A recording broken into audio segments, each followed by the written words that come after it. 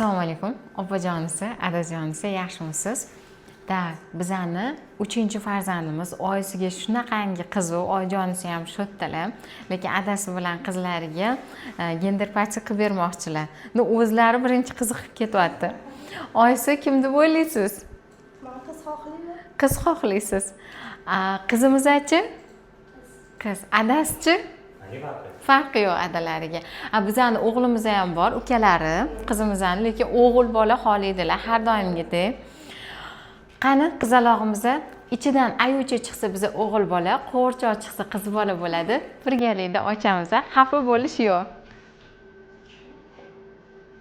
Da